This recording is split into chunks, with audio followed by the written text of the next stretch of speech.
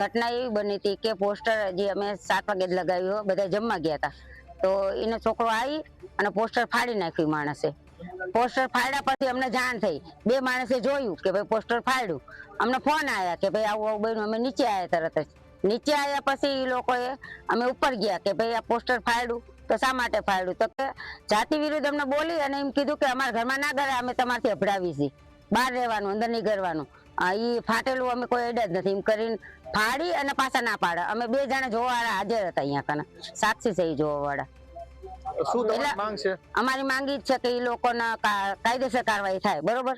બાબા સાહેબ આંબેડકરનું આજે અપમાન થયું છે. આજે આઝાદીને આટલા વર્ષો પછી પણ અમારે એ જ સહન કરવું પડે છે દલિતોને. આજ અમારો તહેવાર છે 14મી એપ્રિલ, દિવાળી જેવો તહેવાર છે, મોલ છે, આ ઠેર ઠેર ઝંડા લગાવેલા છે, ઠેર ઠેર પોસ્ટર લગાવે છે. આનંદ ઉત્સવ માટે અમુક અસામાજિક તત્વો આજ બાબા સાહેબને પોસ્ટરને તોડી રાખ્યું છે અને તેનાથી આજ અમારો દલિત સમાજ આક્રોશ છે.